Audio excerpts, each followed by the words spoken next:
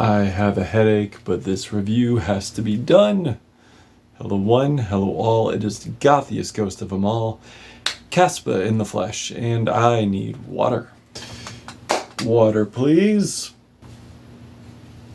Thank you.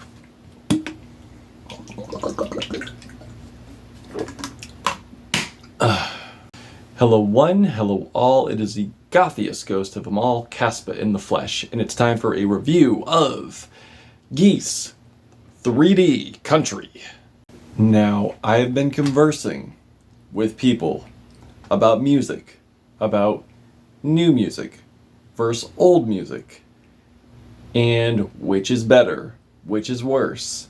And if you are one of those people who think that the old music is better and new music is over here, it's over here, and the old music is over here, rah, rah, rah, you may want to check out this album.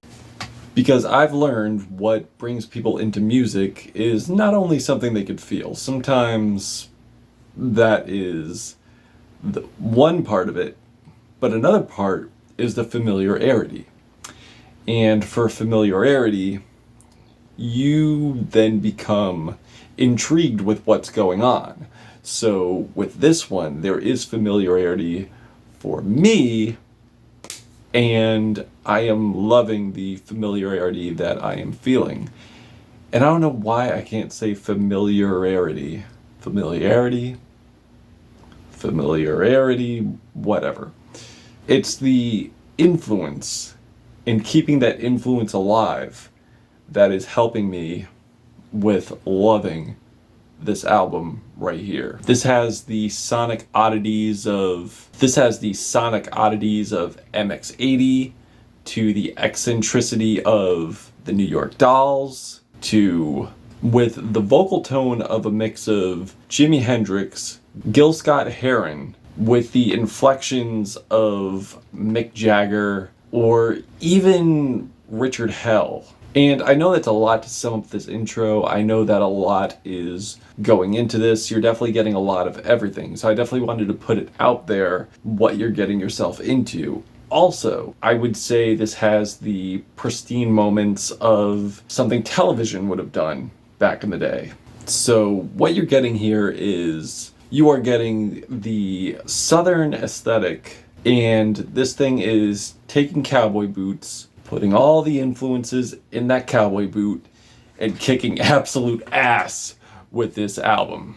With so much passion, so much punch, and with so much sonic variety too. Like even topical variety as well, with heartbreak, love, longing for faith, longing for an optimistic future, but all you're getting is just a very dismal present, all while keeping this engaging, exciting, refreshing, with how abrasive this thing is, with how pristine some moments are, how this thing could go from pristine to absolutely vicious in one sitting. One standout moment for me, and there are a lot of standout moments for me, but one I did not expect was on Cowboy Nudes, how this thing just goes into a bustling eruption of rapid hand percussions and chants of New York City! Also, we get these very lush, very beautiful, soulful background vocals, group background vocals. I believe they're group background. That sound like they're like a backing choir to contrast the anguish and pain that frontman Cameron is giving off here.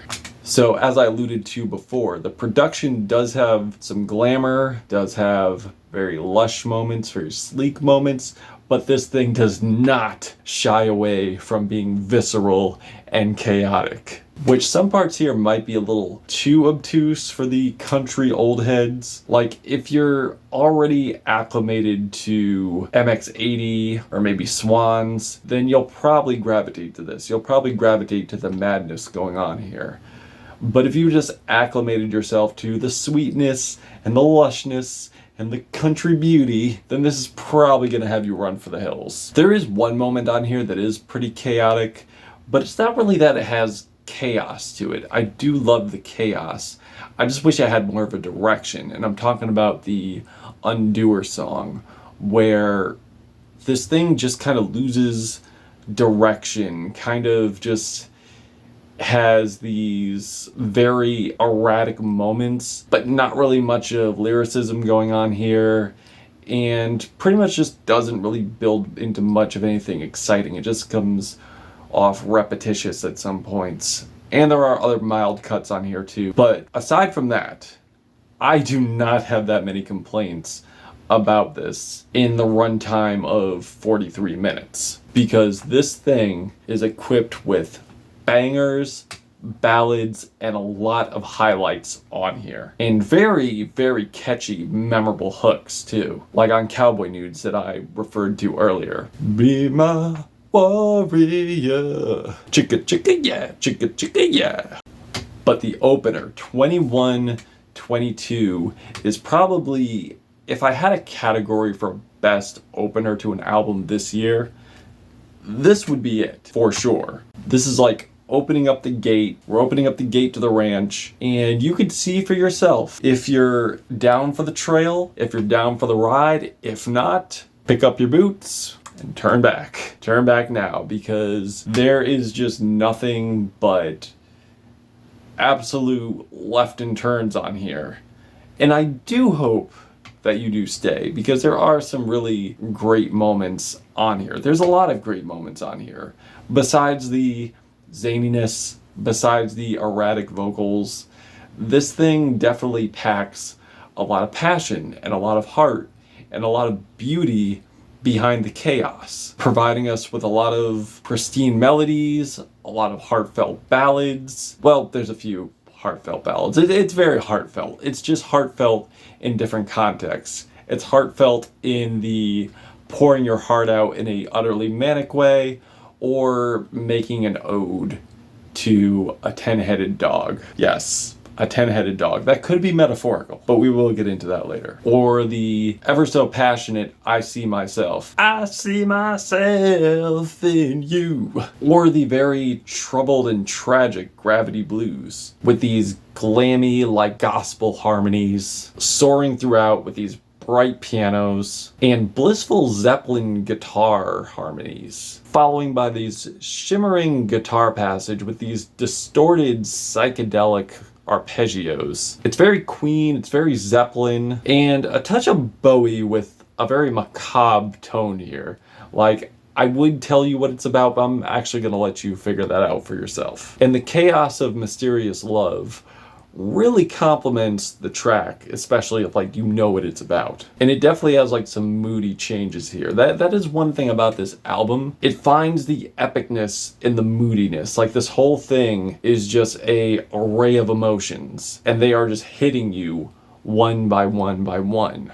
I don't want to say that this is a sad album in tone, because it's not, but conceptually it is pretty sad. But going back to the first leg of the album, and I know I should have touched on it earlier, but this thing is crazy. This whole album is crazy. And going to 3D County, which was a single I loved going into this album, and I still do, it now even hits harder, finding the balance of beauty, poeticism, and a lot of pain here, where the guitars are strummed in a very country fashion, vintage piano licks and driving grooves, with glimmering strings, giving the track a very enchanting feel. And the groovy bass really coalesces well with Cameron's strained vocals and the blissful background vocals from the choir. It's definitely a thing of beauty, and I definitely love the epic guitar breakdown here, where the front man is just asking for a hit. Hit me, motherfucker. Like, he sounds like a confrontational Jimi Hendrix here, and I love it. So again, it's not going to be for everyone.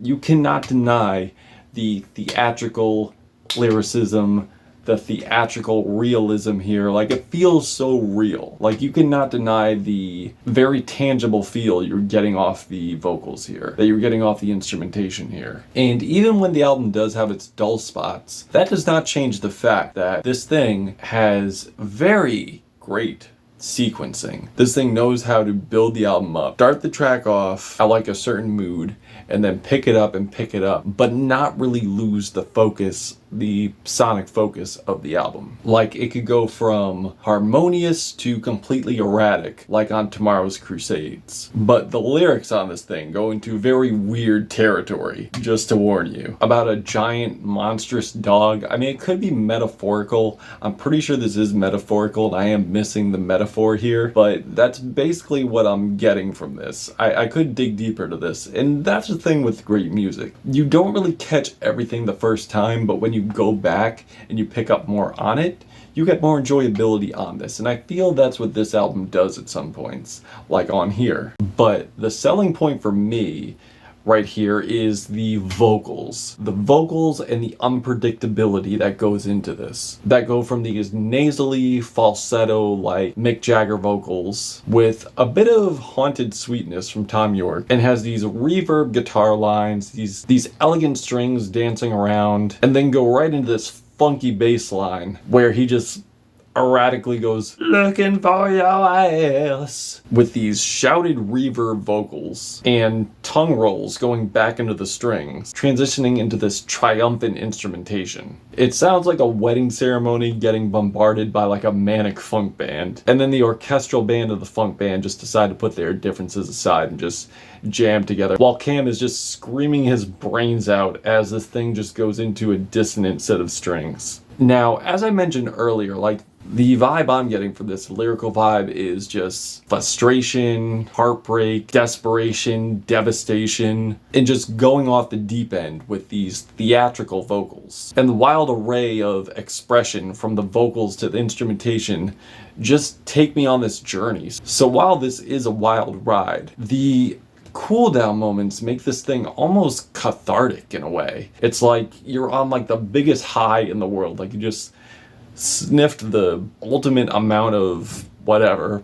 I'm not sure if I could say it. And you're just on this high, and then the cool down moment comes in, and the come down just feels so soothing in a way. And I know that's probably not how it works, but that is the vibe I'm getting here. This thing is like hard drugs, and then the come down is the most relaxing, calming, euphoric moment here. So while this album is far from uplifting in the lyrical sense, there is no denying the ascension and the uplift you get from the instrumentation here and the production. And I feel that is pretty much where they're going with this. Like, I could be reading into this, like, and just saying this, but, you know, this is my opinion, that maybe the uplift in instrumentation is supposed to represent optimism, or how, look on the bright side, you're still here, even though the lyrics do come off tumultuous. Like, the pristineness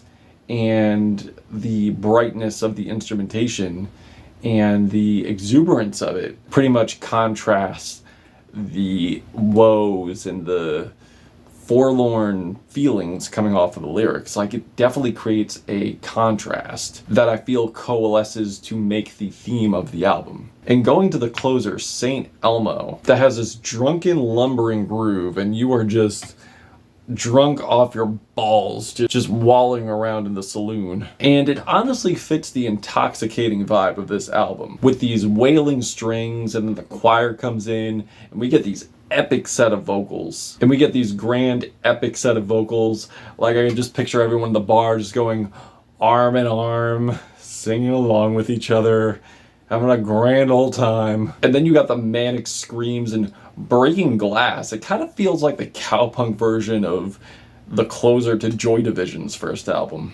So yeah, overall, I love this album. I don't really have too many complaints about it. There are some dull spots, but this thing just takes the influences that it clearly has built itself upon and creates like a whole new monster, a whole new art piece, a whole new movie, and just throws it in your face and just hits you with so much. Hits you with so much emotion, hits you with so much emotion on a sonic level, on the lyrical level, and really just keeps this thing, again, exciting. And I do wonder what they're going to do next, what influences they're going to do next, and how they're going to reinvent the wheel once again. Because I feel like this right here is another monster of art punk, another monster of cowpunk, and just how they keep